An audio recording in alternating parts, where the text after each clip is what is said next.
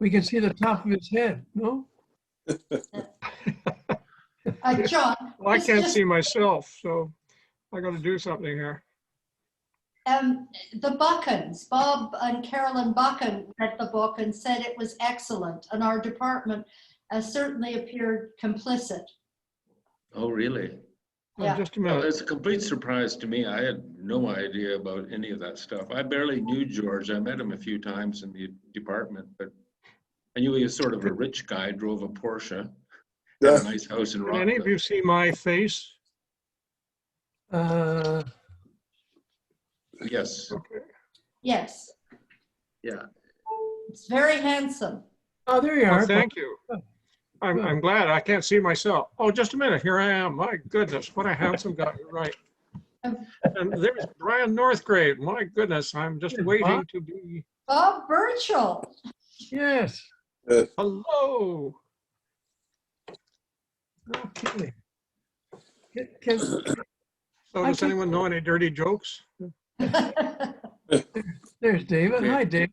Yeah. Hey, Brian. Good, good. Oh, there. Oh, my goodness. There he Good, is. yeah. With that Brian, can you see? fantastic white beard. Yeah, and, Well, 7 months without a barber. okay, folks, if we could get on with the business at hand here. There are a dozen people waiting. And I would just like to introduce the man who needs no introduction, Brian Northgrave. And as mentioned in a blurb, Brian had a vision to create a website which would provide a platform for mostly people living in Ottawa, but which has extended to all of our colleagues wherever they are.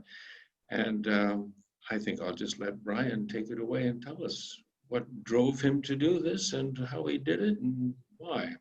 Go ahead, Brian. Well, John, first of all, the whole story is about the contributors to Just Ottawa. So there's a few contributors that are up on your Zoom now, and I want to, above all, thank them. I'm gonna talk about how I got this site started, and I'm going to talk about the selection of contributors and material, then about some of the challenges involved, how the site is worked out, and at the end, maybe just a couple of comments if anybody's thinking about starting a web page these days. So first of all, when I was about to retire, there was this great fear that I'd suddenly be stuck with 40 hours in retirement, and the worry that that would somehow push me into early dementia. And so I felt very strongly urged towards finding something that would occupy me in retirement. And I thought first of a web page newspaper. And there the challenge was to think about who could contribute to this newspaper and what sort of material. But I had the advantage of having a number of retired friends and retired colleagues, which I thought was a great resource for this kind of a web page newspaper. So the definition of contributors was fairly narrow. You wanted to be retired and in Ottawa. But the scope, the material, I decided was wide open. You've got wonderful writers. Just let them produce whatever they want to produce, and that's worked out very well with stuff on travel, on humor, opinion pieces. It's all. Oh, there's Robin. Good morning, gentlemen. Hi, Morning. Brian. How about, people might turn off their microphones, please, while Brian's giving his presentation. Thank you. Oh, yeah. How do you do that?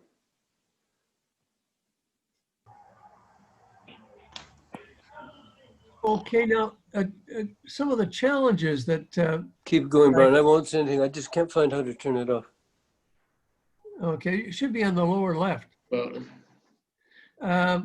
Okay, so some of the challenges of setting up a web-page newspaper. The main challenge was that I wasn't very strong on computers. And from the start, I've needed some kind of a guru or other to get me through the tough parts. And I've had a friend in Uruguay, a friend in Ottawa. John has always been a resource when I was stuck on the computer stuff. But I was looking the other day and I've got 3 notebooks just jammed full of trying to figure out how to make the website work.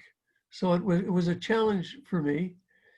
One of the major challenges, I mean, at the time, the software for websites, we're talking 17, 18 years ago, the software was not at all easy. And I guess one of the main challenges occurred when I had the website up on a website called Mambo, and it was working fairly well. And this is several years ago. And then Mambo decided to go out of business. And I had to ask my friend, Fred, what do I do? And he said, you have to migrate your whole site from Mambo onto something that's good now, Joomla. And I said, well, how the hell would I do that? He said, well, there's an outfit on the internet that has connections to programmers all over the world. You simply go on that site and give your requests for proposals. And it was amazing. I mean, all over the world, 20 people or more in Asia, Latin America, all over it came forward and said, well, we could do that migration, but and it would take us 6 weeks and would cost you X $100. And finally, there was a guy somewhere, probably in the wilds of Pakistan, who said, I'll do it. And that worked relatively well. And we had to move to Joomla. So that was sort of the challenges that I faced. How's it worked out? The web JustOttawa, I think, has been a decent show of the talents of the contributors. Their contributors stays up there. I mean, people will tell me, gee, I read something that Bob Burchell wrote, but it was like, 8 years ago, and it's still giving readers pleasure, these contributors' articles that stay on the site. And they get, a contributor will get something, perhaps a couple of thousand hits, and that's nice to think that people are enjoying that. It's been good for me. It's kept me. It met the main objective of maintaining and developing a social circle of people whose work I admired, and certainly with John. So all in all, it's been a good experience.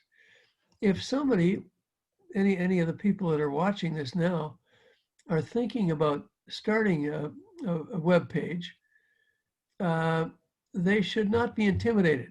I mean, 20 years ago, the software was really, really tough. You had to be a pro to manage it. But now there's Michael Fine, who set up on his own a first-class website, advice to retired people, their finances.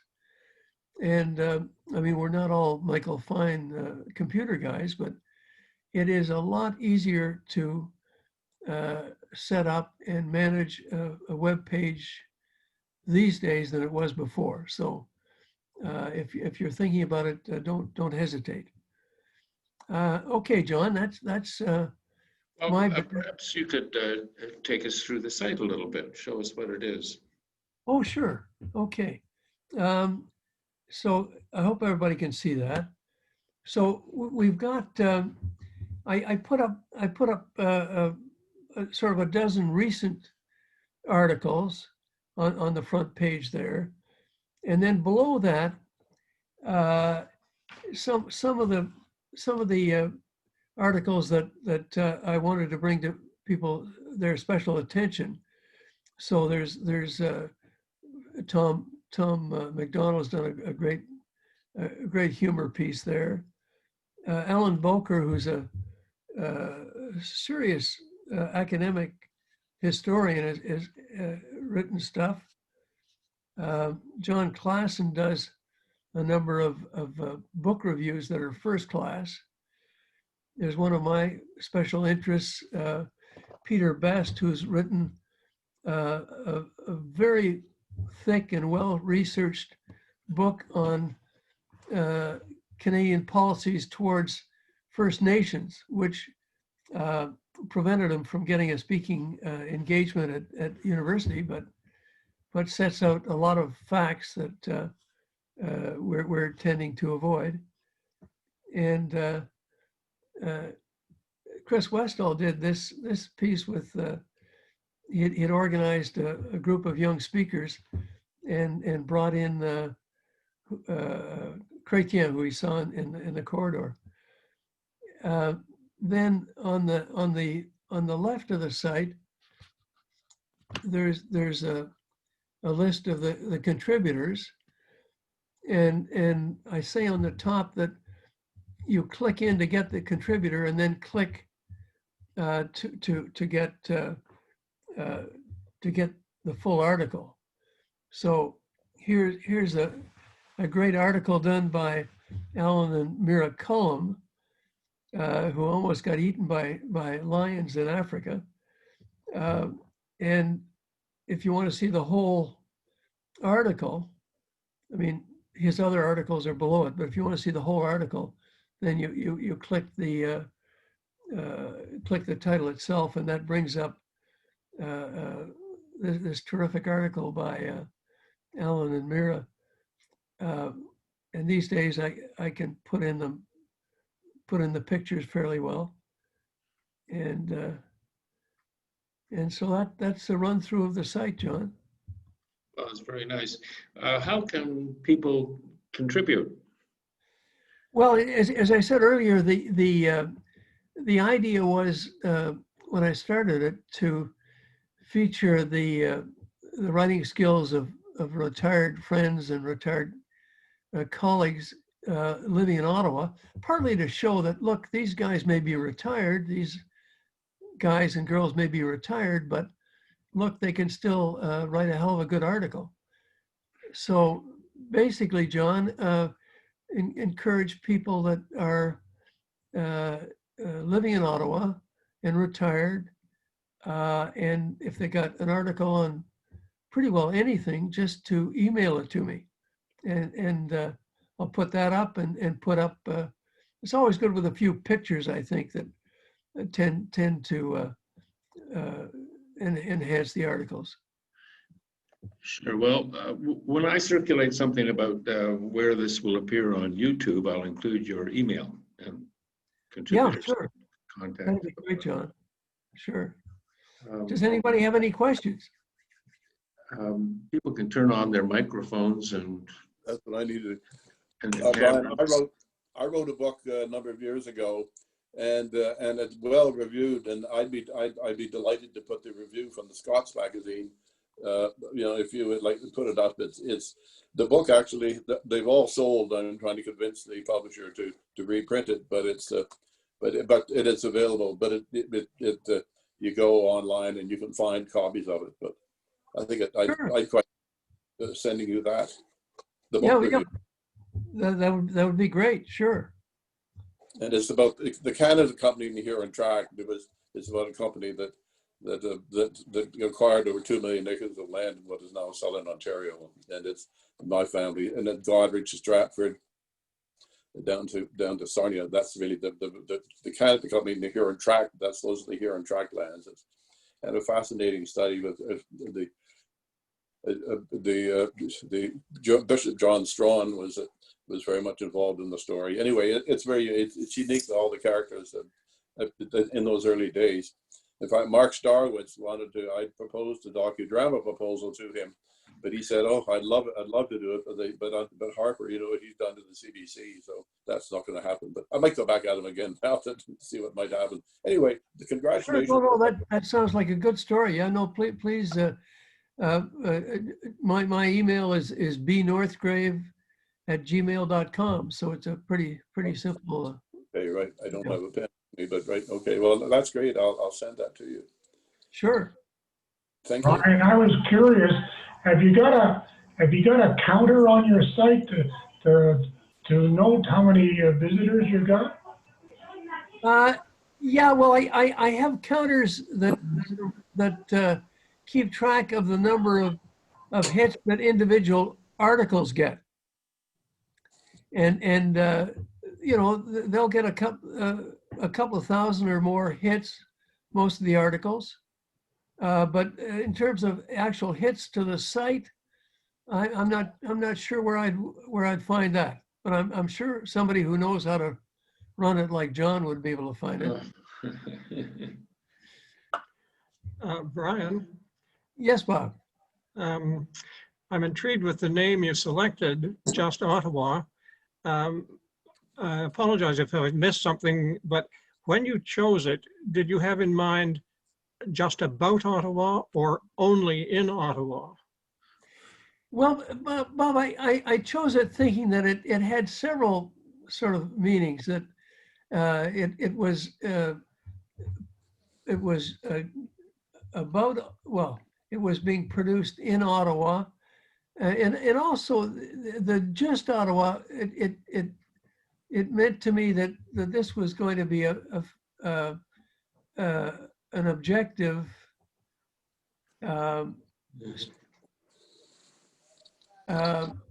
So it just seemed to work. The Just Ottawa. Oh, it's a good title. Thank you.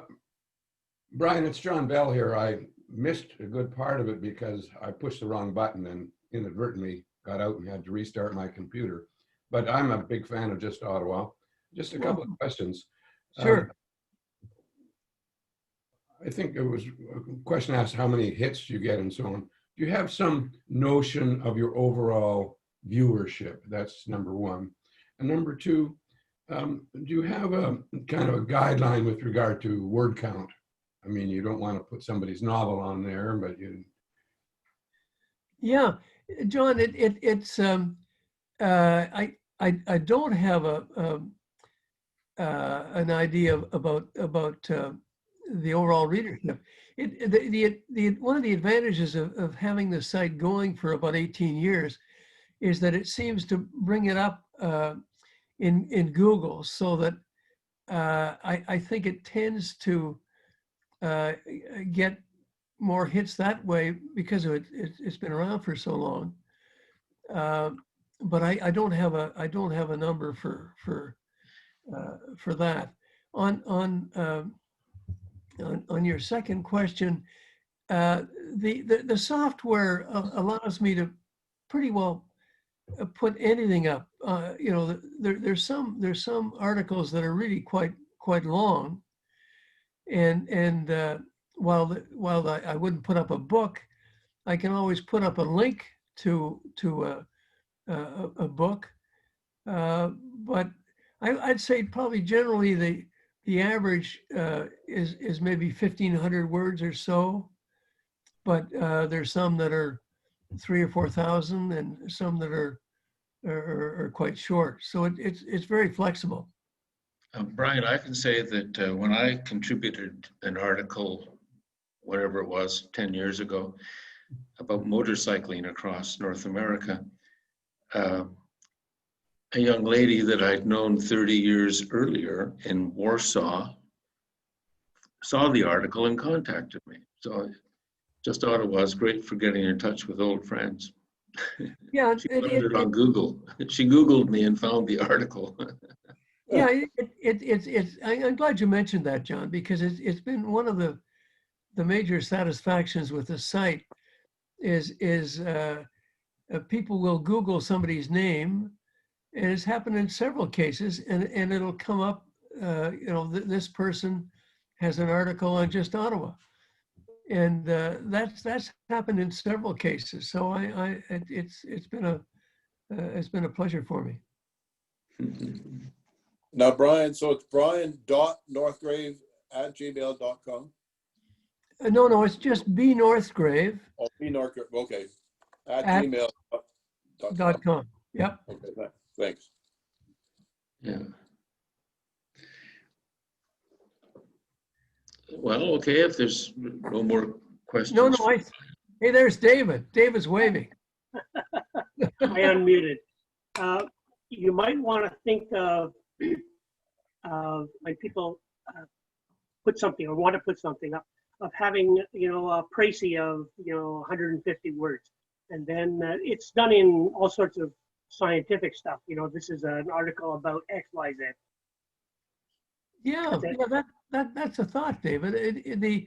What the software does do is it'll allow you to sort of pick the first paragraph and show that.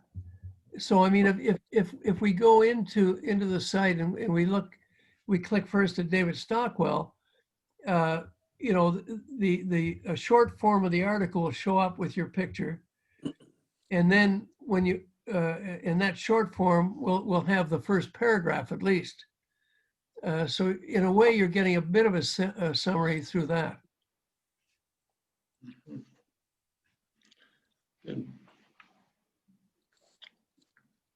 Well, it's a great initiative. Well, thank you. It's been fun. I look forward to going into the reading up on the various things that have been submitted. Great. Well, okay, if no more questions for Brian. And Brian, if you're done with your exposition, I guess we can call it a day. Thank you very much. I encourage everyone to go to the site, JustOttawa.com, and look at it a little more rigorously. And again, congratulations to you, John, on putting together this initiative. It's nothing at all, Brian. Thank you very much. All right. Well done. Bye, everyone. Bye-bye. Bye. Thanks. Bye all.